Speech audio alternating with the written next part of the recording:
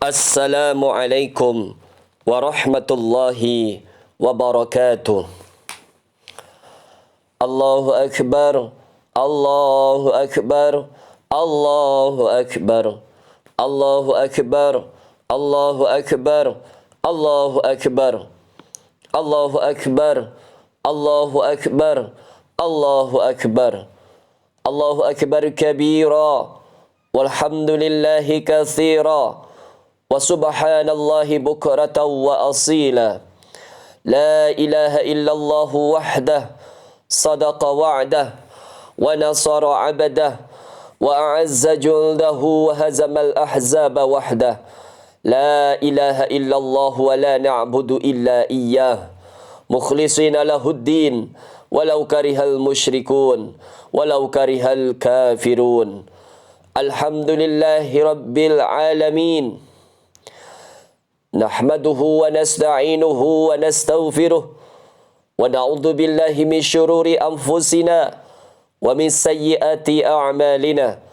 Man yahdillahu fala mudilla lahu wa man yudlil fala hadiya lahu. Asyhadu an la ilaha illallah wa asyhadu anna Muhammadar Rasulullah. Allahumma salli ala sayyidina Muhammad wa ala alihi wa sahbihi wa sallim ajma'in. Faya ayyuhal mu'minun, faya ayyuhal mu'minuna wal mu'minat, usikum wa nafsi bitaqwallahi faqad fazal muttaqun. Wattaqullaha haqqa tuqatihi wa la tamutunna illa wa antum muslimun. Wa'lamu anna yawmakum hadha yawmun fadilun wa 'idun syarifun jalilun. Qala Allah Ta'ala fi kitabihil karim. A'udzu billahi minasy syaithanir rajim.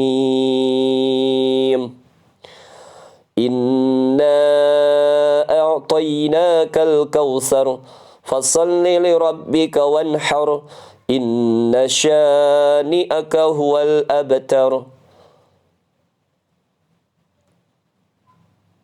Para jamaah yang dirahmati Allah Subhanahu wa taala, pada hari raya Idul Adha ini, marilah kita tingkatkan keimanan dan ketakwaan kita kepada Allah Subhanahu wa taala.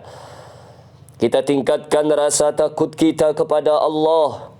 Kita tingkatkan rasa takut kita dengan takut yang sebenar-benarnya, menjalankan apa yang sudah diperintahkan dan berusaha menjauhi apa saja yang sudah dilarang oleh Allah Subhanahu wa taala. Kita tingkatkan ketakwaan dan keimanan kita kepada Allah, salah satunya dengan menyembelih binatang kurban. Ini merupakan satu dari dua peristiwa yang sangat penting yang tidak bisa lepas dari hari raya Idul Adha, yaitu ibadah haji dan kurban. Ma'amila ibnu Adam yawman nahri amalan ahabba ilallah wa min irafatin damin wa innahu la ya'ti yawmal qiyamati biquruniha wa dhfariha wa asy'ariha. Seseorang tidak beramal pada hari raya Idul Adha dengan amal yang lebih dicintai oleh Allah daripada mengalirkan darah hewan kurban. Sesungguhnya pada hari kiamat ia akan membawa tanduk, kuku dan bulu hewan yang ia sembelih. Hadis riwayat Ibnu Majah. Dalam bulan Dzulhijjah, umat Islam di seluruh penjuru dunia dianjurkan untuk menjalankan dua amalan ibadah.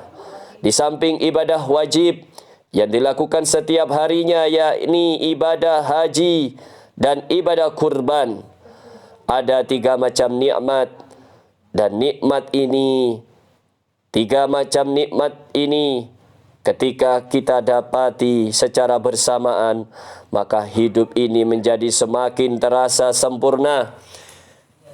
Hidup ini terasa lebih bahagia, yaitu nikmat iman, nikmat kesehatan, dan nikmat kesempatan. Tidak semua orang mendapatkan ketiga nikmat tersebut secara bersama-sama. Ada orang yang mendapatkan iman, nikmat berupa iman, tapi kesehatannya belum ia dapatkan. Ada orang yang mendapatkan nikmat kesehatan dan iman, dan kesempatan pun belum ia miliki. Ada juga saudara-saudara kita yang mendapatkan kesempatan, tetapi kesehatan belum ia dapati. Jadi ketika kita mendapatkan ketiga-tiga nikmat ini, kenikmatan iman, kenikmatan sehat, kenikmatan yang berupa kesempatan, maka tentunya sangat berbahagia, sangat harus disyukuri. Alhamdulillah ketika kita mendapatkan ketiga nikmat ini. Alhamdulillah kita di sini mendapatkannya, kita semua merasakannya, karena hanya dengan ketiga nikmat itulah kita bisa berkumpul di masjid tercinta ini dengan tetap berpegang teguh kepada Allah Subhanahu wa taala dengan kalimat tauhid, la ilaha illallah Muhammadur Rasulullah. Maka dari itu kita harus lebih meningkatkan rasa syukur kita kepada Allah, yaitu dengan menambah ketakwaan kita kepada Allah, dengan kita wujudkan dengan terus berusaha untuk senantiasa menjalankan segala perintahnya dan menjauhi segala larangannya. Para jamaah yang berbahagia, dalam perjalanan hidup manusia tentu dituntut adanya semangat pengorbanan. Tanpa adanya semangat, mustahil kesuksesan, keberhasilan bisa kita raih saat ini. Tanpa adanya pengorbanan yang sudah kita lakukan, tentu kita tidak akan pernah merasakan kebahagiaan yang bisa kita rasakan saat ini. Salah satunya sebagai contoh pengorbanan yang luar biasa yang telah dilakukan oleh sosok Nabiullah Ibrahim alaihissalam bersama keluarganya Siti Hajar dan Nabi Ismail alaihissalam. Jamaah salat Idul Adha rahimakumullah. Ada dua nikmat, tentu ada dua hikmah yang bisa menjadi suri tauladan bagi kita semuanya untuk saling mempererat silaturrahim kepada umat muslim lainnya dan saling berbagi.